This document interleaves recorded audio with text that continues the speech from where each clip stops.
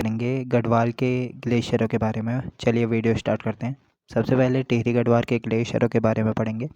Khatling glacier जो कि टिहरी और रुद्रप्रयाग की सीमा पर स्थित है, पर ज़्यादा हिस्सा टिहरी में पड़ता है। तो खतलिंग ग्लेशियर कहाँ है? टिहरी में है। केदारनाथ से 10 किलोमीटर पश्चिम की ओर स्थित है। यह जोगिन, स्फटिक और कीर्ति स्तंभ चोटियों के मध्य स्थित है। कौन? खतलिंग ग्लेशियर। भिलंगना नदी का उद्गम होता है खतलिंग ग्लेशियर से। ये क्वेश्चन पूछा जाता है कि किस नदी का उद्गम होता है खतलिंग ग्लेशियर से। तो भिलंगना नदी का उद्गम होता है खतलिंग ग्लेशियर से। ठीक है। उसके बाद विश्व का सबसे बड़ा प्राकृतिक शिवलिंग है यहीं पर स्थित है। स्फटिक शिवलिंग यहीं पर स्थित है और सहस्त्रताल के पश्चिम में यह जो ग्लेशियर है यह पड़ता है, खतलिंग ग्लेशियर। फिर उसके बाद दूध गंगा, दूध डोडा और कांठा ग्लेशियर भी यहीं स्थित है टिहरी गढ़वाल में। फिर उसके बाद रुद्रप्रयाग में जो ग्लेशियर है वो पढ़ेंगे। चौराबाड़ी या केदारनाथ ग्लेशियर, यह रुद्रप्रयाग में स्थित है। 14 किलोमीटर लंबा है, 500 मीटर चौड़ा है। केदारनाथ से 3 किलोमीटर पूर्व की ओर स्थित है। अलकनंदा की सहायक मंदाकिनी नदी का उद्गम होता है। ये क्वेश्चन पूछा जाता है। चौराबाड़ी ताल से किस ग्लेशियर नदी का उद्गम होता है? नदी का उद्गम होता है मंदाकिनी। और इसी के पास गांधी सरोवर स्थित है। गांधी सरोवर को चौड़ाबाड़ी ताल और सरवदी ताल भी कहते हैं। यह सब रुद्रप्रयाग में स्थित है। फिर उसके बाद चंद्रशिला, कंपेनियन और मंदानी ग्लेशियर, ये सब रुद्रप्रयाग के ग्लेशियर है। उसके बाद उत्तरकाशी के ग्लेशियर, जैसे फर्स्ट है बंदरपूछ ग्लेशियर, यह है उत्तरकाशी में, 12 किलोमीटर लंबा है। उसके बाद डोरियानी ग्लेशियर उत्तरकाशी में, भागीरथी नदी बेसिन में है। ये क्वेश्चन पूछा गया है। उसके बाद यमुनोत्री ग्लेशियर उत्तरकाशी में 10 किलोमीटर लंबा है और यमुना नदी का उद्गम होता है इससे, यह भी पूछा जाता है। उसके बाद लास्ट है गंगोत्री, जो इम्पोर्टेंट है। गंगोत्री ग्लेशियर या गोमुख ग्लेशियर कहते हैं, उत्तरकाशी में स्थित है। यह राज्य का सबसे बड़ा लंबा ग्लेशियर है, 30 किलोमीटर लंबा और 2 किलोमीटर चौड़ा है। देखिए पिंडारी था, 30 किलोमीटर लंबा और 400 मीटर चौड़ा था वो। ये चौड़ाई बहुत कम थी उसकी।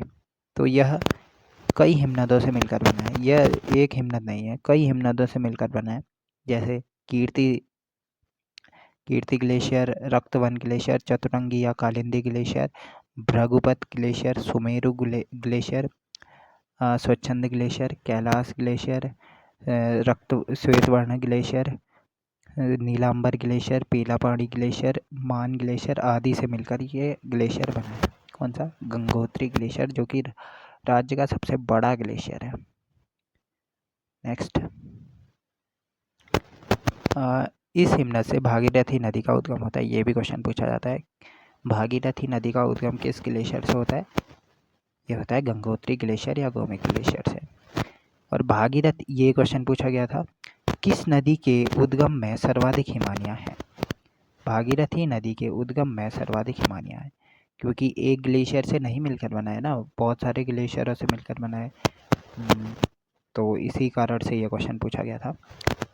अब नेक्स्ट है, गंगोत्री और यमुनोत्री को उत्तराखंड उच्च न्यायालय द्वारा जीवित प्राणी का दर्जा दिया गया था। कब? 20 मार्च 2017 को दिया गया था ये दर्जा। ये क्वेश्चन भी उस टाइम पे करंट अफेयर्स में पूछा गया था।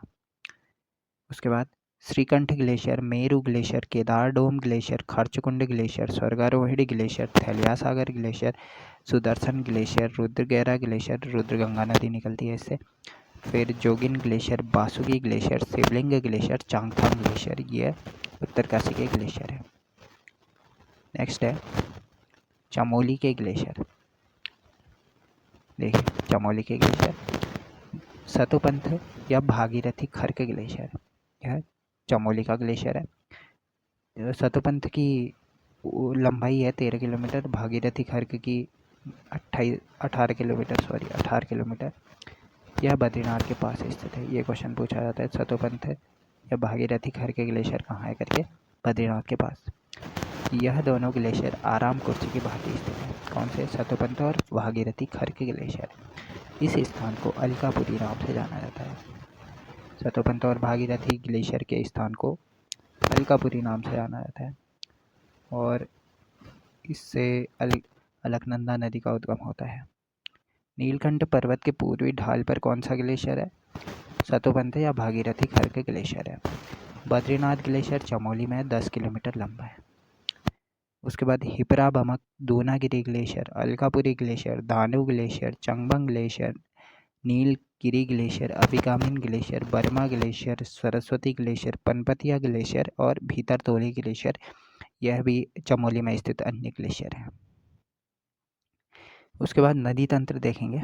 नदी तंत्र में जैसे थोड़ा बहुत देख लेते हैं आप।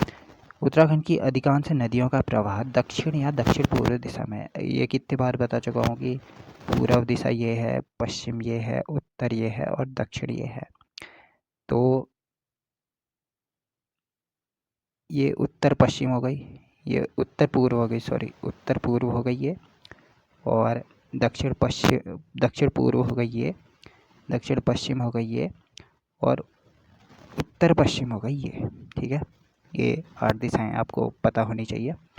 तो ये क्या कह रहा है, उत्तराखंड की अधिकांश नदियों का प्रवाह या तो दक्षिण में है या तो इस दिशा में है, देखिए, या दक्षिण पूर्व में है या इस दिशा में है। ठीक है, उसके बाद उत्तराखंड जल संचय का अमूल्य भंडार है।